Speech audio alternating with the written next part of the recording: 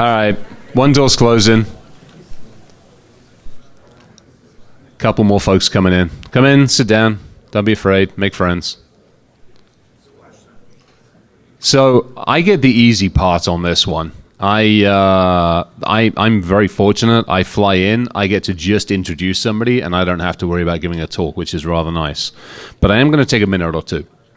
For those of you that have been hanging out in this industry for a while, there's a lot of us that I would say that probably would consider ourselves at the tip of the spear, be it from a research standpoint, be it from a standpoint of red teaming, on the blue teaming side of the world, whatever you might say. We are the ones that take all the intelligence that's handed to us and make actions and do things about it. And if we relate that back to previous worlds, how many of you are like former .mil or former .gov side of the world? Yeah. So Jeff and I were talking, was it last night? We were having a bit of a conversation, weren't we? Jeff and I were talking last night about being out in the sandbox. He and I are old enough that I was prancing around the first time round we went into the sandbox. And typically when you get sent into those situations, at best you have maybe 70 or 80% of the intelligence. The general idea being, would you shut the hell up and either come in or get out of here? Would you sit down? Stop being you're a troublemaker. So those of us that are typically sitting on a vehicle of the military's choice, normally going with about 70 or 80% of the intelligence or information. It's the same thing in the digital world. You know, as we are building up architectures and systems, we have maybe 70 or 80% of the intelligence. The rest of it, we rely upon everybody else to provide us, to make sure that we can get in and get out, preferably without being too shot up or anything else along those lines. And as we say in this industry, it takes a family.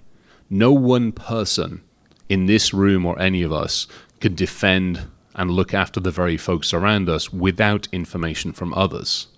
I think that's one of those things that we tend to forget. We all stand there and go, hey, we have to do this alone. And that's not the case. That's why we have BSides, and that's why we have other things.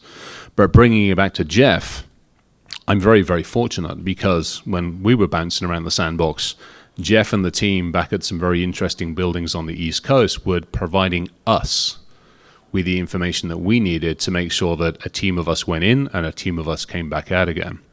So Jeff is going to be talking about the afterlife. In other words, what happens after you leave those all sorts of interesting agencies. So it does give me amazing and great pleasure to be able to fly up here, hang out here, and introduce Jeff Mann, who I consider not just friends and family, but somebody I look to for information, intelligence, and data.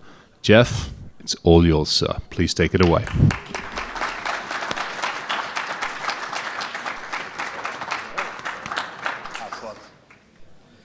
Now, you don't be a troublemaker. Sit down. That's fine. So my name's Jeff Mann. I usually would walk around, but I've been told I have to stay in camera range. So to make a good video recording, I'll try to stay put. Helps me look at my notes and stuff. That's my contact information. Please feel free to reach out to me. One of the things that I do is try to mentor and give back to the community, answer questions. I don't always have good answers, but I'll at least listen to you. If by the end of the presentation you want to get in contact me, that's the information. This is the most important date in our lives. Does anybody have any idea what this date is? What is the meaning or significance, or wants to take a guess? Sorry? You're close. No, that was a good guess. That was much before that. That was in the 80s. That was probably 10 years before this. Anybody else have a guess? I don't know. I know that was right after the inauguration of Clinton, maybe an executive order or something. Yeah, you're overthinking it. It was close to saying the beginning of the internet. It was the beginning of the publicly available World Wide Web browser. And that's what really opened up the internet, which had been around for, 10 or 15 years prior to that. But it really opened it up to everybody. Who am I? Some of the things that I do is co-host a podcast. I've been doing that for about 9 years. Podcast called Paul's Security Weekly. Anybody listen? Watch? Sign up on all your major podcasters. Thank you for listening. I apologize. We are, just in the last couple weeks, corporate decided not to let us broadcast live anymore. Not if anybody of you ever used to listen live, we would interact on Discord and YouTube chat, and it was a lot of fun. What else about me? I do identify as a hacker, and I have the hoodies to prove it.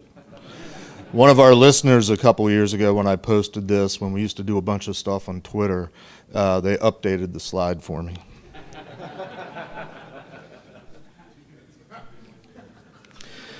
A couple years ago, a series of books came out called Tribe of Hackers. Anybody? Tribe of Hackers? I am one of two people that are in all four books. You have to get the books to figure out who the other person is. I've also been on podcasts, been interviewed on, my favorite is Darknet Diaries. Check out the artwork. I'm off camera a second. Almost a coincidence, but the artwork for my segment, which was called NSA Cryptologist, happened to be available as a t-shirt. You can get one too. It was only like $15, so it's pretty cool. If you see me walking around today and see my badge, you'll see, which I took off, I wear a sticker that I bring my own badge ribbon to that says curmudgeon, because I am a member of what's called the Cabal of the Curmudgeons, which is a group of old-timers that are pretty much disgruntled and cynical, but we haven't completely given up hope. Our curmudgeon-in-chief, a gentleman named Gene Spafford, or Spaff, he predates me in this business by about 10 or 12 years, and I've been in this business over 40 years. So there's some people there. You may recognize some of those faces. Very briefly, my background spans over 40 careers. I got my start, as Chris alluded to, working for the government, working for three-letter agencies. I came out into the private sector about 28 years ago. Am I losing count? Call it 28. Which is really what this talk is about when I finally get to that. Shameless pitch, because they paid my way to come to these conferences. I work for a company called Online Business Systems. I work on the security side. We call it risk, security, and privacy. So I do consulting and advisory work. We don't deal in the tech. We deal with people, teaching them how to use the tech and do it in a secure manner, with secure processes and following certain frameworks, which I'll get to later. This talk is called The Afterlife. It's the third in a series of talks that I've given over the years, the first of which being called Tales from the Crypt ... Analyst, because I was, in fact, a crypt analyst at NSA. That's kind of where I got my start in this business, sort of formally, and dating back to the 1980s. There's a whole talk in this, but if you haven't seen the talk, just very brief highlights. Some of the things that I did in my first couple years at NSA was I was responsible for the design and production of what I believe to be the first software-based encryption system that NSA ever produced, which was simply taking a one-time pad, which is the most secure form of communication, unbreakable. If you want to keep something secret, use a one-time pad. But it was semi-automated in that a one-time pad enables communication between 2 points. One of those points got to use a computer, and the key that was printed on paper on one side could be put on a floppy disk, so software. Another thing I did working with U.S. Special Forces was to design a cipher wheel that ended up being used by the U.S. Special Forces for about 12 years. It was a way for them to do their encryption using one-time pads a little bit quicker, which I have come to learn over the years they very much appreciated, because it helped save their lives in the battlefield if they could encrypt and decrypt messages a little bit more quickly. Shameless pitch again. That cipher wheel is actually about to be put on display at the National Cryptologic Museum, which is right outside of NSA headquarters near Baltimore, Maryland. If you happen to be in town on April 29th, we're going to have a little reception party just to celebrate that. The last thing I did, well, one of the last things I did in this early phase was also work with the U.S. Special Forces to upgrade their communications base station, which the public world sometimes might know as number stations. We did the same thing. We took one-time pad key, which in the case of the base stations was being produced on punch tape, if you're old enough to remember that, and again put it on floppy disk. I was around, as Chris alluded to, for that first skirmish in the desert, Desert Shield, Desert Storm. And if you want to hear that story, go on YouTube. There's several versions of it recorded. My favorite is from BSides DC. So if after hearing me talk today, you want to get more of the backstory, you can go check it out. The sequel then was my last couple years at NSA, which is what I'm mostly known for in this community, which is I was responsible for architecting the first pen testing team at NSA. Why do I say that? A book came out a couple years ago called Dark Territory. Chapter 4 was entitled Eligible Receiver. Eligible Receiver was the quote-unquote first joint hack of the military and the government and the DoD, performed by a team from NSA with other people mixed in. The book talks about this group operating out of a secret chamber called the Pit. It's in a book, it's in writing. The Pit was actually the nickname for the office that I used to work in with this small group of people that were committed to learning how to doing network testing, pen testing, learning how to break into people's systems and networks in order to tell them what their vulnerabilities were. The Pit was actually people at the end of the day. There were 6 of us, 2 of whom still work. Well, actually, I got to update this because one of the guys still there, I learned recently, retired. 4 of us came out into the private sector. The only one that I'm really allowed to say that was also a member of the Pit publicly, the guy on the end there. Anybody know who that is? Gentleman named Ron Gula. Ron Gula was the founder of a small startup in Maryland called Tenable Network Security, producers of a scanner called Nessus that you might have heard of. So that was sort of the formation of the Pit. The Eligible Receiver Pit was the B team, and they acknowledged that. We actually inadvertently, didn't know it at the time, were training them because the intent of Eligible Receiver was to let casual hackers try to break into the government, not the people that focused on it. But what we were doing in the Pit and what I was sort of responsible for was sort of the biz dev side of things, working out the procedures and the methodologies and talking with our clients. Word got out, and we started working with, or being sought after by agencies outside of the DoD, in particular the Department of Justice. So you can see the date, August 1996. This was the culmination of several months worth of paperwork and talking to lawyers and getting everything ironed out to actually do a penetration test of the Department of Justice internet presence. You can see at the bottom there, I'm listed as the point of contact, and that's signed by the director of NSA at the time. Note the date, 21 August 1996. That letter had been signed the week before. I think 21 August was maybe a Thursday. Maybe it was a Wednesday. Somebody look it up. The weekend before, this happened. The very first hack of a government DoD website. The DoD website was defaced by a group of hackers, and they replaced the Attorney General at the time, Janet Reno. They replaced her picture with Adolf Hitler and so on and so forth. That happened on August 17th, 1996. I got a call that Monday morning from my client, my customer, and he said, help, this happened. I took a team down by the next day, Tuesday, to do forensics. There were no guides, there were no training courses, there were no publications. Nobody had ever really done it before, but we went down to see what we could do. They did like most people did in those days when there was a problem, and then in those days everything was on servers and it was all hardware and you hosted everything yourself.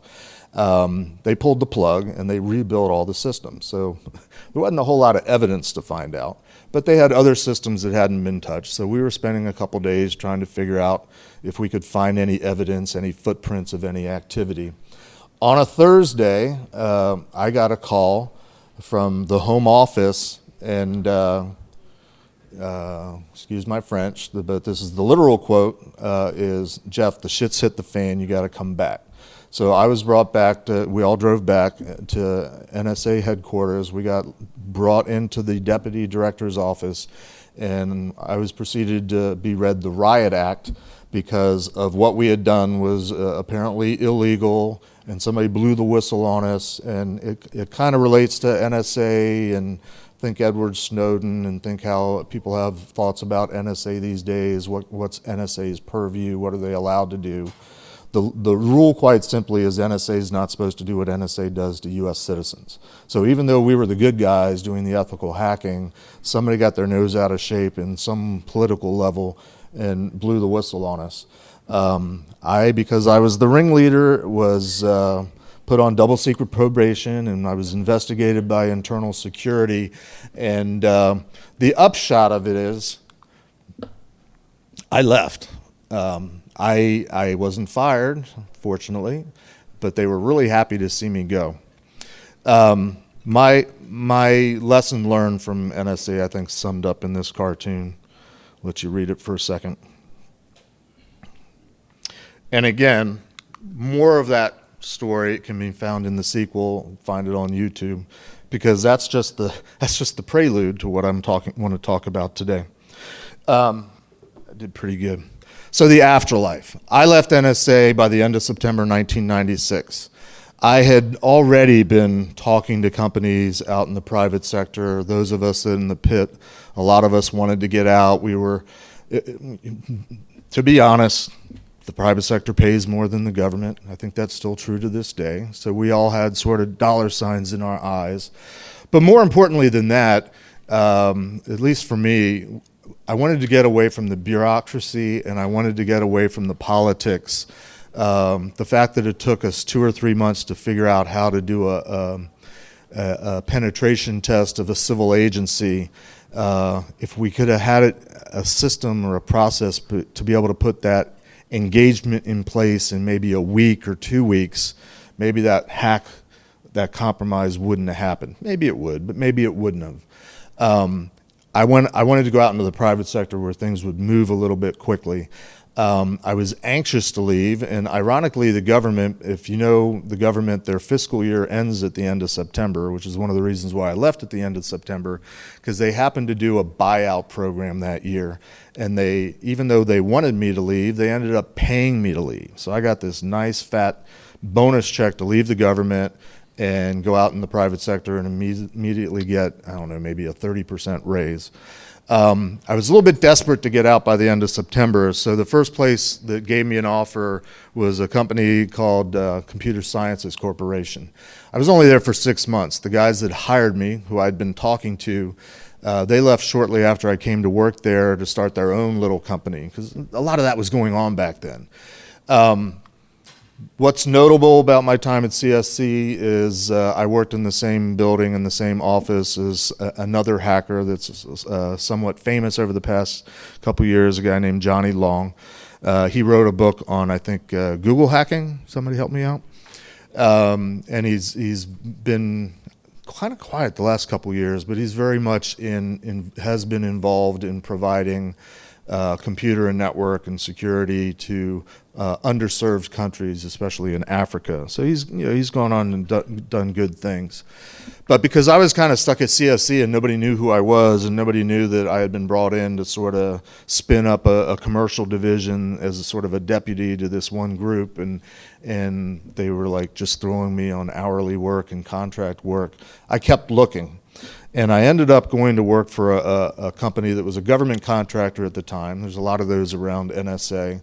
But they were trying to spin up a commercial consulting practice, a commercial security practice, trying to focus on bringing this thing we called information security, internet security, network security out to the private sector and away from doing government contracting.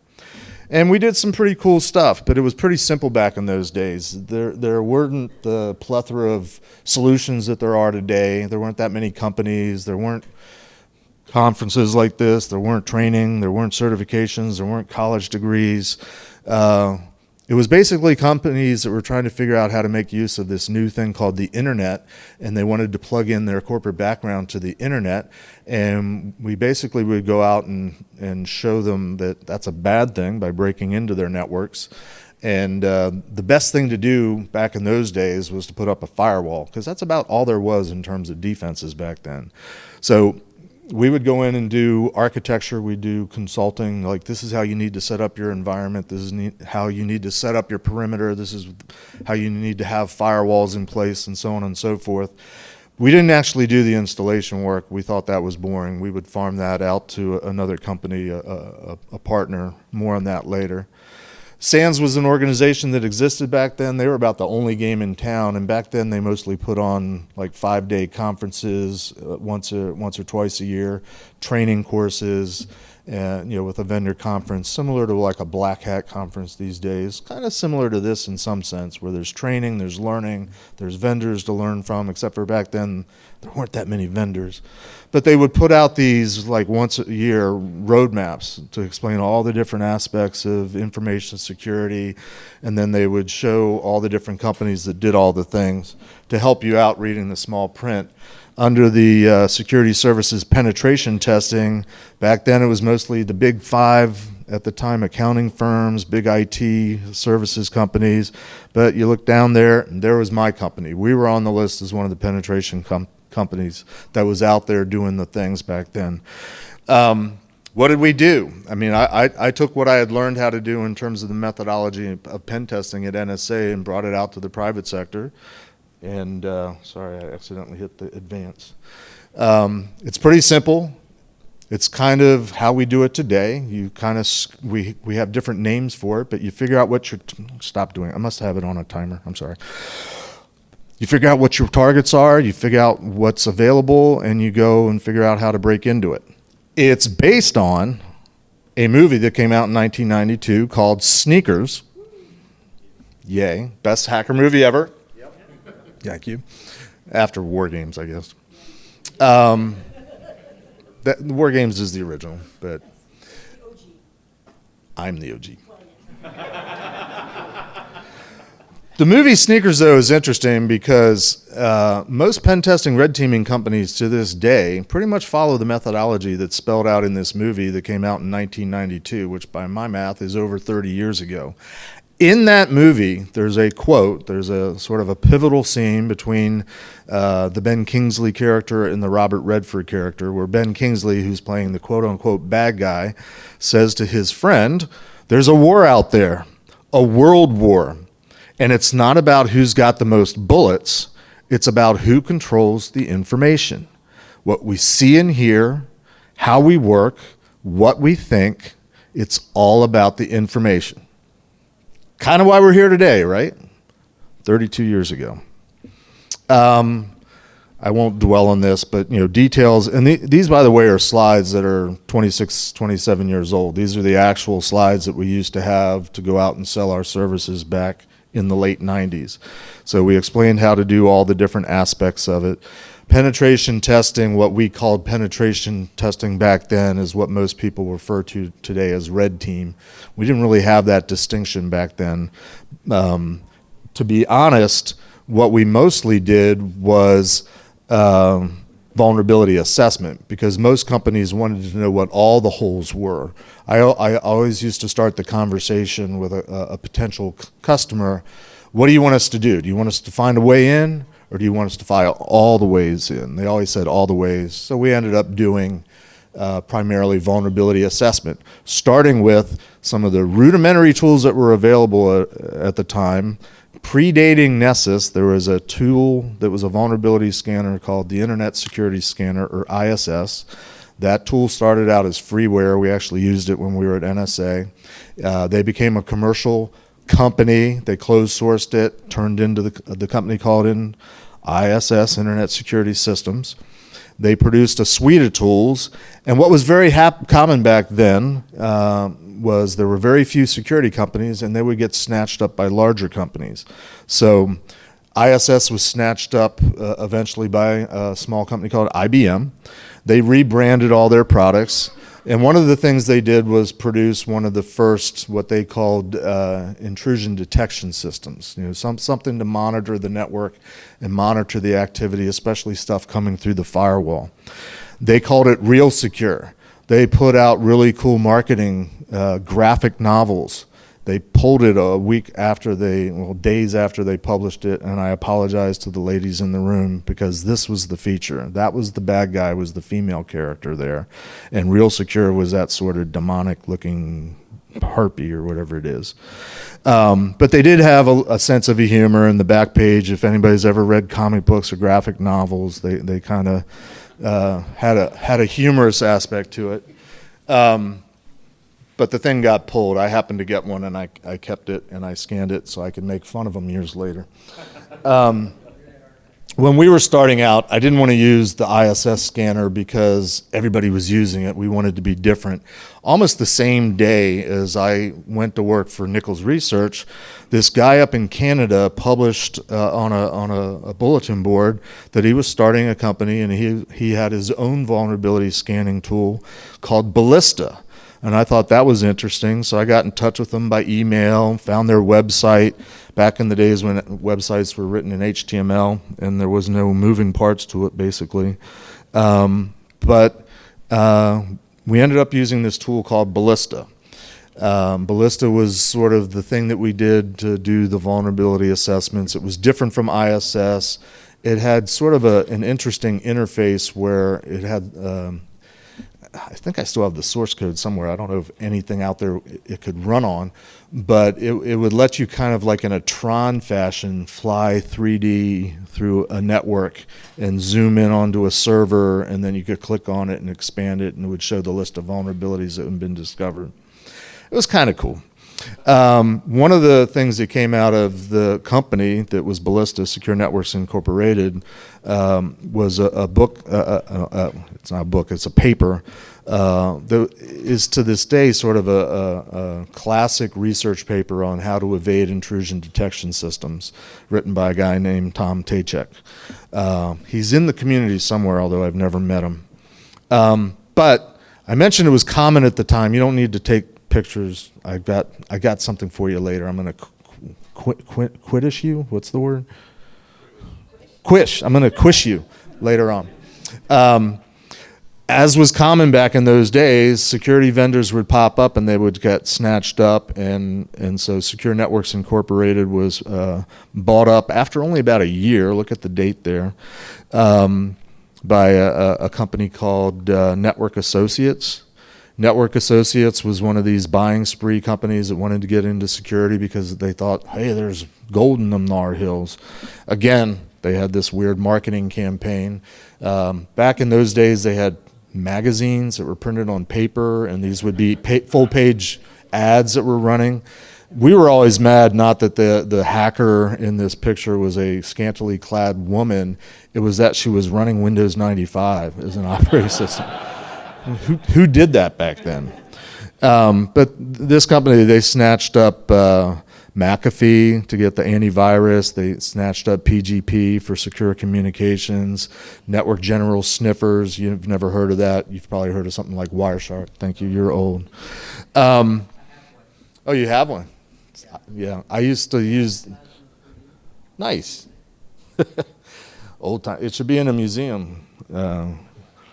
There was companies back then that said few and far between. I had actually interviewed at Trusted Information Systems. There was another company called Wheel Group that had people that I had learned from back in the DoD days. They came out of the Air Force down in San Antonio and started Wheel Group, and they sort of were the first commercial company that did sort of giving you tools to do security operations, monitoring and things like that. Trusted Information Systems was known for the first firewall, largely accredited to a gentleman named Marcus Raynham, who wrote something called the Firewall Toolkit, which was open source code that was, for decades, I think, source code that was in just about all the firewalls that were out there. When I interviewed with Trusted Information Systems, I actually interviewed with the woman that was running their consulting practice, their pen testing team. She, at one point, was married to Marcus. I think they were divorced at that point. But at some point at Nichols Research, we were able to get her to come over because guess what happened to Trusted Information Systems? They got snatched up by yet another company to get the product, and they sort of let the consulting team adrift. So at some point, the team that we had put together at Nichols Research, and we eventually started calling ourselves the Information Security Group, because after all, this is all about information security. But we had this woman from Trusted Information Systems, I was from NSA, we had someone working for us that had done securing the network at the U.S. House of Representatives, somebody at the White House, and two guys that were responsible for security at the time at the Securities and Exchange Commission. We used tools, again, not the norm. Back in those days, a lot of people were accessing the internet over phone lines, and out-of-band communications to get to networking equipment was very often done over phone lines by modem. So we did this thing called war dialing.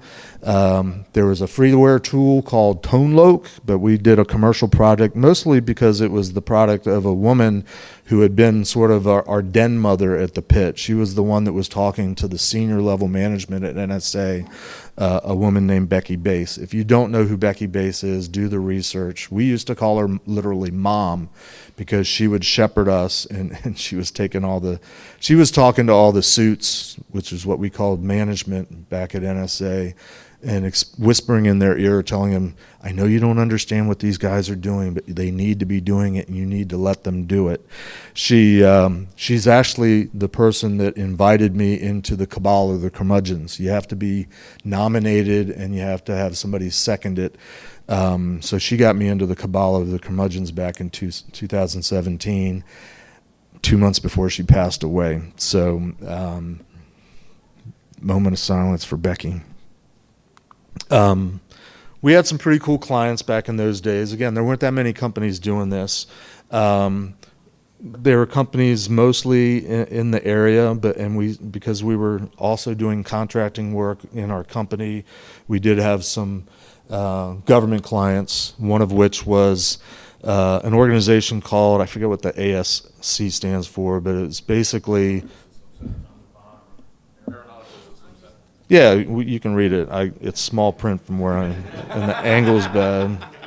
Anyway, it was a research group that was sort of joint forces, and they had all at the time, the best supercomputers, all the different brands that were out there. And they hired us to pen test the whole environment. I mention this because, lesson learned, when you're doing pen testing, we all knew that you had to inform people that you were going to be doing the activity, because if you don't know, it looks like illegal activity. And we also would walk around with what we called a get out of jail free card in case the FBI happened to show up at our door, or various forms of law enforcement. What we neglected to do, and our customer neglected to think of, was this was an organization that was being run by the Army, but they were tenants on an Air Force base. Guess who owned the network on the Air Force base? The Air Force. Guess who forgot to tell the Air Force that we were going to be doing the pen testing? The Army, the customer. So after the first day of testing, we got a phone call saying, hey, there was an Air Force cert advisory issued against you guys. I would love to get it. I'm working on getting it. But the Air Force cert advisories were classified. But I know people. So someday, hopefully, there's a slide that actually shows the cert advisory that was issued against me back in, I want to say this was like 1998. One of our other customers was a company called Digex. Digex was a hosting company. Back in those days, if you didn't host your own network, you would go to, similar to an Equinix, but they were providing the rack space, and everybody could have all their servers, and they would lease servers. And we became partners. We had marketing slicks brought up that had our branding on it, as well as Digex. I mentioned earlier that we didn't do the firewall installs. We would farm it out to another company. That company was called Riptech. Riptech was started by a gentleman named Amit Yoran, who's now the CEO of Tenable. He replaced Ron Gula, gosh, it's been 8 years ago now. Yeah, it's been 8 years, wow. I met Amit shortly after he came to work at Tenable. I used to work at Tenable. And I'm talking to him, I said, hey, I never met you in person back in these days, but we used to throw a lot of work at you for firewalls installs. And he says, oh my gosh, I have you to thank for my career because I wasn't even sure I wanted to do security, but you guys were giving us so much work, I decided to stick with it. So you're welcome, Amit. Unfortunately, he just posted this week that he's going to be taking some time off because he didn't say what kind, but he's been diagnosed with, he said, a very treatable form of cancer. So thoughts and prayers and all that warm fuzzy going out to Amit. Digex, guy that owned it, sold it off to a company called Intermedia, and I guess he took the proceeds. This is the guy here, Chris McCleary, and he started up a company called US Internetworking. US Internetworking was one of the first what we would now today call cloud providers. They didn't call it that at the time. They called themselves application service providers. But they had the idea of, instead of all these companies buying licenses for all this technology and applications that you use, why not we buy it and we just lease and rent, access to it, and we'll take care of the headaches of maintaining it. So because of the relationship, we became their security architects, security advisors, and this leads to my all-time favorite penetration test.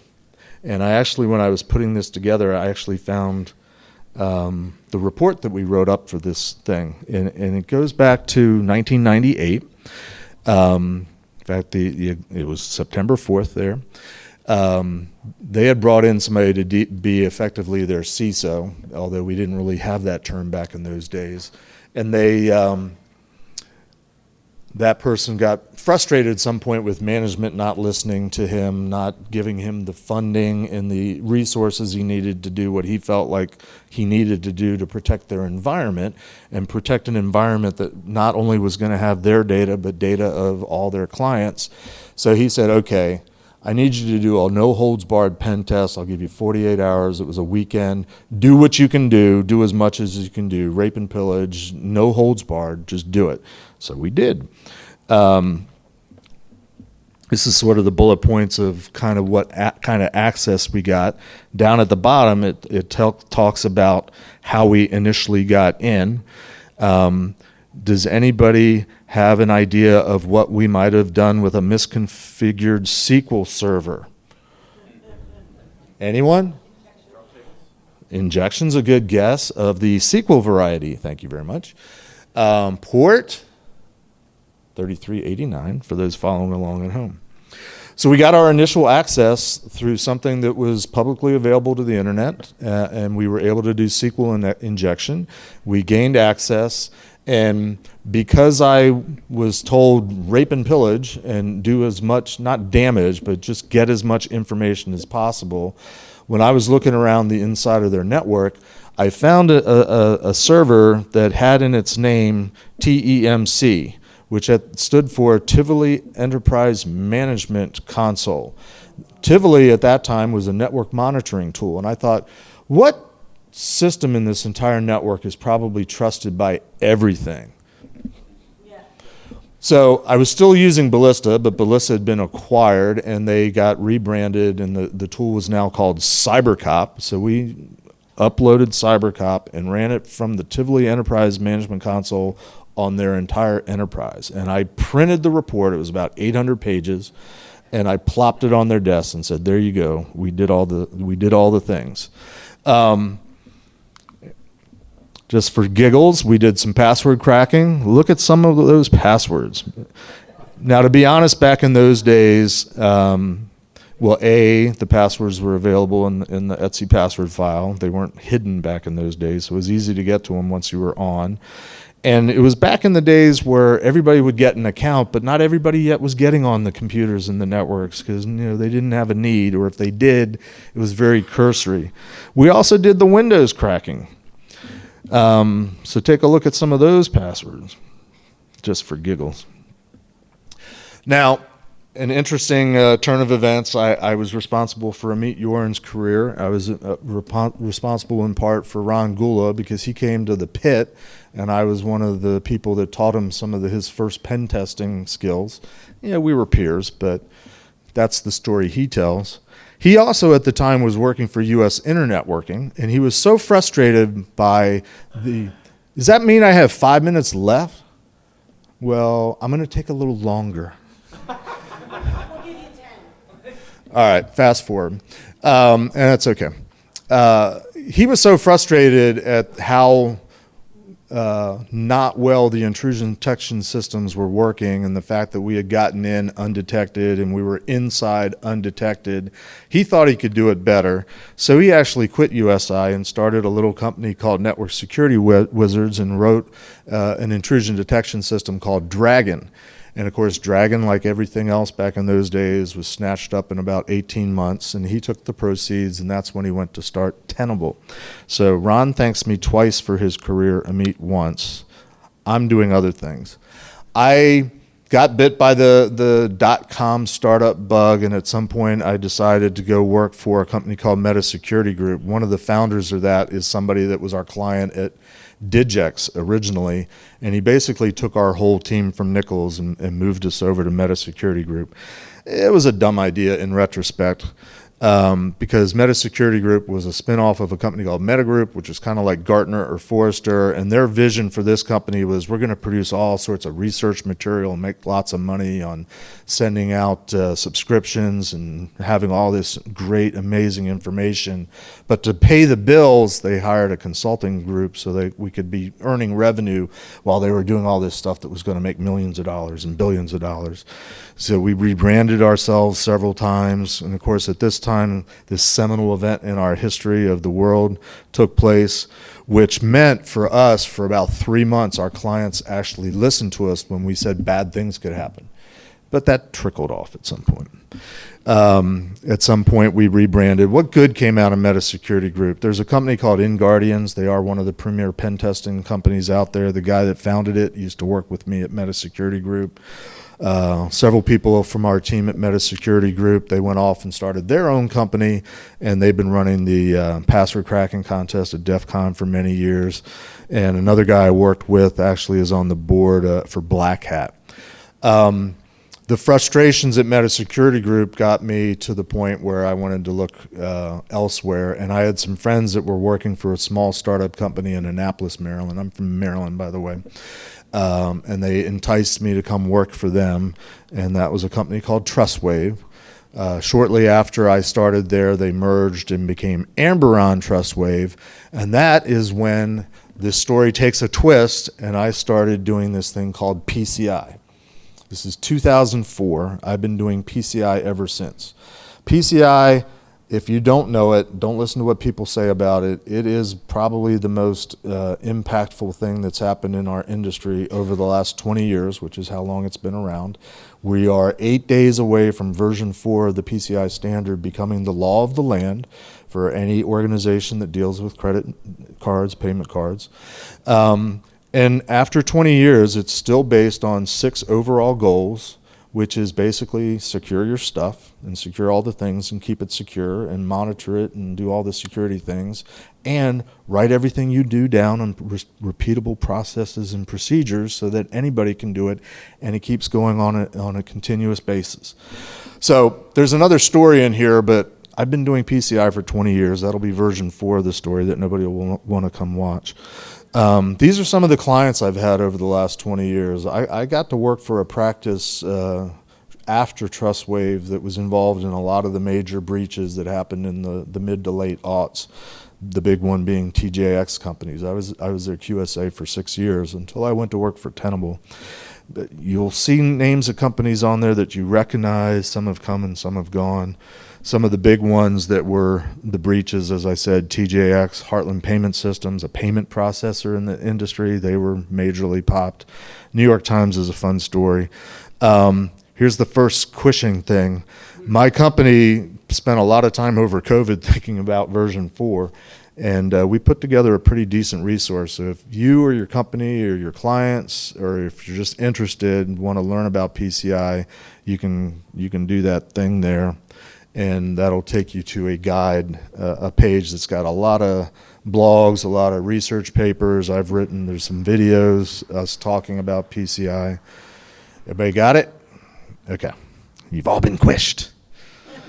I know your passwords now. This is where I need the extra 5 minutes. So what does this all lead to? When I came out into the private sector in the late 90s, this is what we were saying was important about how you as an organization needed to do security. And I won't read it to you. I'm just going to flash it really quickly. But there was a need to do security and needed to be focused on information, data, the reasons why networks were insecure, and we referred to it as networks back in those days. And then what we were promoting was you had to think about security as something you do. It was a life cycle. The funny thing is, when we were talking about life cycle back then, we were talking like 12 to 18 to 24 months is how long it would take to go through this process. These days, that's weeks, days, sometimes hours that you got to be considering this. So thanks, technology, you've made this so much easier. Don't worry that you may not get to read all of this because I've only got 3 minutes now to get through it. We focused on you got to think about security before you get to the technology. You have to have a plan. You have to have a strategy. You have to know what you're trying to protect, what you need to protect, who wants to get at it. And the playing field's changed, as Marcel so illustriously shared with us earlier. But we focused on the policy. You got to have a plan. It's got to be written down. And that's what makes a good policy. That's what a policy shouldn't be and isn't. But guess what it usually is considered by most companies to this day. So we would try to present a business case. Again, don't worry that you can't read all of this because I have a quiz for you. We would talk about why efforts fail, keys to success. And again, it was all about a life cycle. This is 26-year-old slide deck that is still unfortunately 100% relevant to most organizations to this day. But I also can say that we were wrong, and partially we were wrong. And by we, I don't mean my company. By we, I mean our whole industry back then. We kind of thought of protecting the network and protecting organizations in a classical military sense, that your most precious data and resources would be in the innermost bowels of your network. And of course, back in those days, you were plugging that network into this vast unknown thing called the internet. So how do you protect it? You put up a wall, thus the firewall. You have the perimeter, and you protect it. That's been blown out of the water these days because the innermost network, more times than not now, is up in that very cloud thing that we didn't trust a generation ago. But we were even back then saying, you're not good enough if you're just protecting the perimeter. You got to know what's going on the inside, and you got to know about trusted insiders and what happens if somebody gets disgruntled, and what happens if somebody gets in beyond the perimeter, then what? And our industry has sort of addressed that, but most people aren't really paying attention. They didn't then, they aren't now. Last couple slides, and this is from my Meta Security Group days. And again, I apologize, you won't have time to read it all, but just some of the classic mistakes that end users make, not to pick on them, classic mistakes that the executives make, and classic mistakes that the IT make. Now, some of the technology in all this is slightly changed, but I'll guarantee you when you click on the quiz later and get these slide decks and read through this, if you can translate to the modern technology that we're using, most of this stuff still applies. Final thought.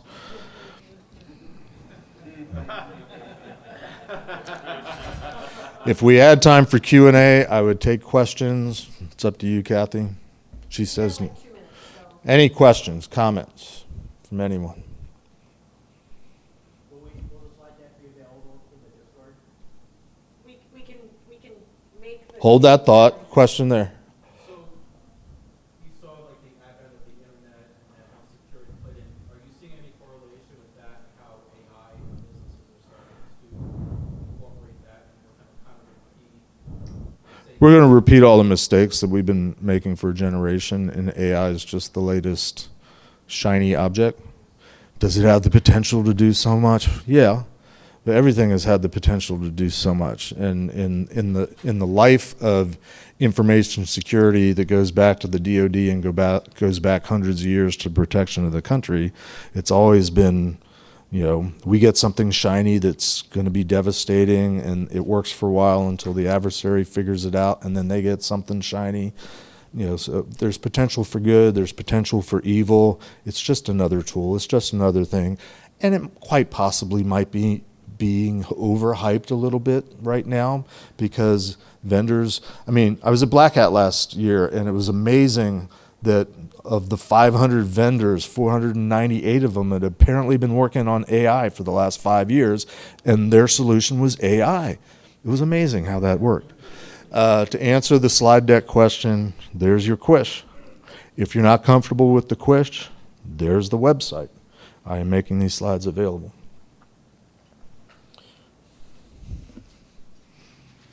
And I'm getting your credentials. And that's it. Thank you.